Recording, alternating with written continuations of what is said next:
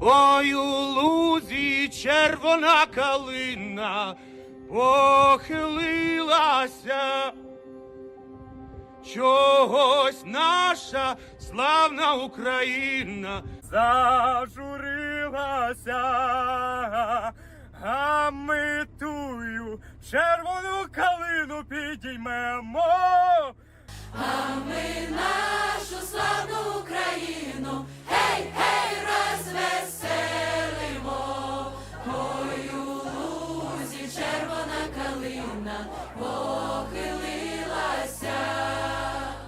чогось наша славна Україна зажурилася, а ми тую червону калину піднімемо. А ми нашу славну Україну, гей, гей, розвеселимо. In the middle of a Ukrainian field, a red viburnum bush bends under the weight of its berries. To anyone who grew up in Ukraine, that image, that plant, the Chervona Kalyna, with its white flowers and red berries, has become more than a pleasant image of pastoral life. It's the song you just heard, a symbol of freedom, endurance, and Ukraine herself. But what's the story? This is Dictators v Democrats, Songs of Freedom, where we dive into the history of the music that's made tyrants terrified and raised the spirits of those in the struggle for freedom. If you enjoy this work, please like, share, subscribe, and hit that Liberty bell.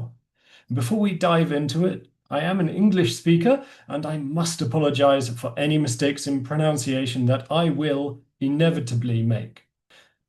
The refrain, "But we will raise that red viburnum," has been sung for centuries. Folklorists Vladimir Antonovich and Mikhailo Drahomanov first recorded it in the 1870s, part of a vast collection of Ukrainian culture. But the words that would turn it into a resistance anthem were written much later. In February 1914, playwright Stepan Charnetsky used the old refrain in a patriotic drama called The Son of the Ruin. And a few months later, as the devastating conflagration of World War I took over Europe, the Sich Riflemen, a volunteer Ukrainian unit fighting on the side of Austria-Hungary, took the song as their own. And their comrade Hyori Truch added stirring new verses, transforming it into a marching song. And I can see the image now. Soldiers in their ranks marching in step through the Carpathian Mountains, the song keeping their steps in time and their hearts high. Because when they sang, "And we'll take that red Kalyna and raise it up," it was a promise. That bent shrub was Ukraine, crushed under empire, and raising it meant standing together to restore freedom. And the message in the Sich lyrics is clear as day. Marching forward, our fellow volunteers, into a bloody fray, for to free our brother Ukrainians from the shackles of the Muscovites. And through the First World War and the turbulent years that followed, Chervona Kalyna traveled far beyond the Riflemen. Diaspora choirs sang it in displaced communities, in homes and churches across the world. Emigres carried it to North America.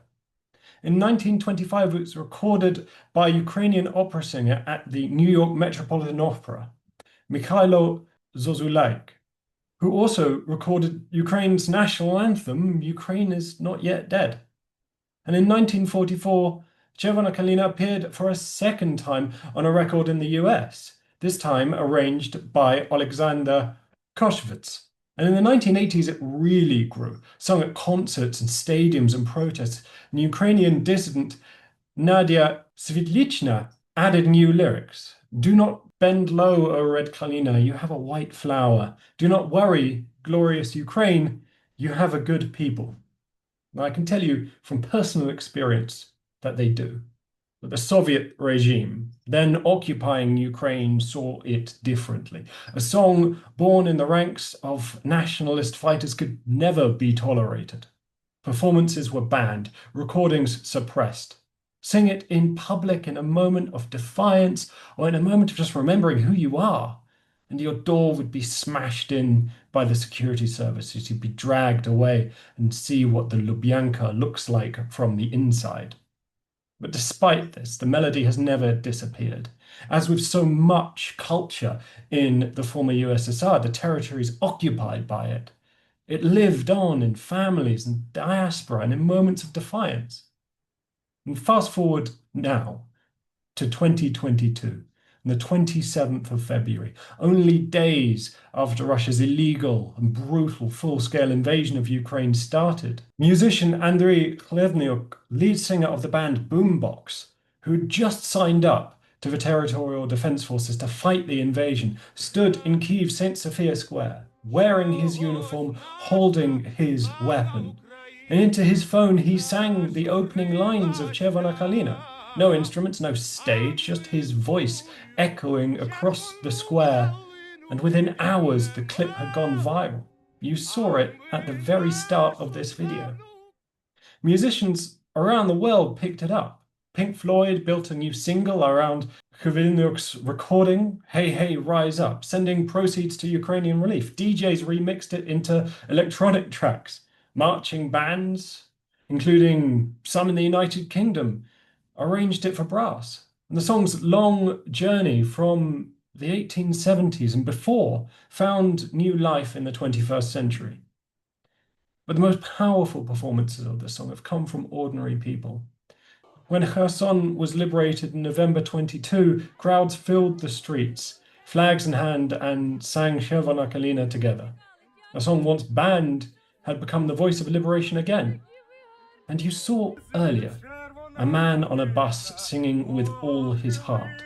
His name is Denis, at the time 21 years old, just freed from Russian captivity.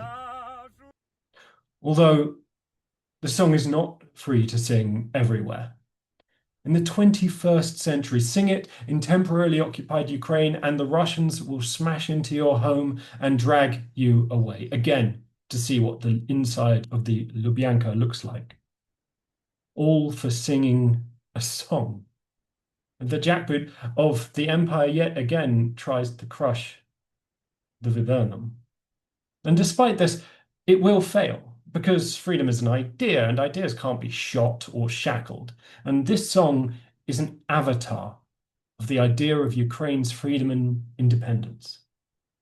Because every time Ukrainians have sung it, from the Sich Riflemen a century ago to the families keeping it alive under Soviet rule and soldiers and civilians defiant in the face of Russian imperialism today, it has carried the same message.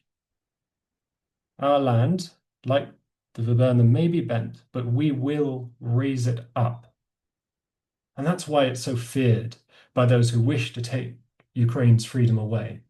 Because when free people rise, they will sing. This has been Dictators v Democrats, Songs of Freedom. If you like this work, if you learned something, then please do like, share, subscribe, and hit that Liberty bell. And tell me in the comments what other songs I should cover. And now, we close with the voices of Ukraine herself. The Ministry of Defence performing Chervona Kalyna with some modern twists. The song that began as a folk refrain grew into a resistance anthem and still unites a nation in its fight for freedom. Slava Ukraini! Ой, у лузі червона калина похилилася, чогось наша славна Україна зажурилася. А ми тую червону калину підіймемо, а ми нашу славну Україну гей-гей розвеселимо.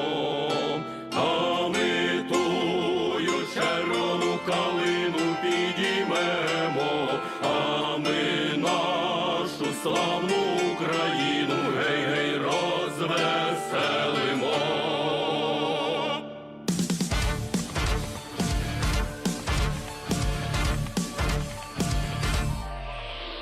Не хилися, червона калино, маєш білий цвіт. Не журися, славна Україно, маєш вільний рід. А ми тую червону калину підіймемо, а ми нашу славну Україну гей розвеселимо. А ми тую червону калину підіймемо, а ми нашу славну Україну гей розвеселимо. Гей, у полі ярої пшениці золотистий лан, розпочали стрільці українські з ворогами там. А ми тую ярою пшеницю і зберемо, а ми нашу славну Україну гей-гей розвеселимо. А ми тую ярою пшеницю і зберемо, а ми нашу славну Україну гей-гей розвеселимо. Як повіє буйнесенький вітер широких степів, та й прославить по всій Україні січових стрільців.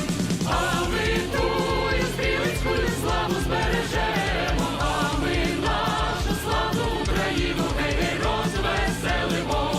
А ми тую стрілецькую славу збережемо, а ми нашу славну Україну гей-гей розвеселимо.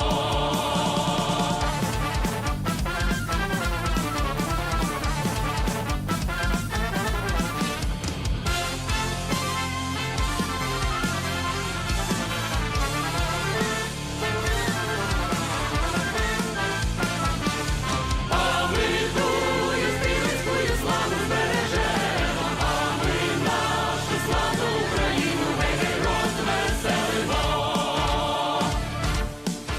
Слава Україні! Героям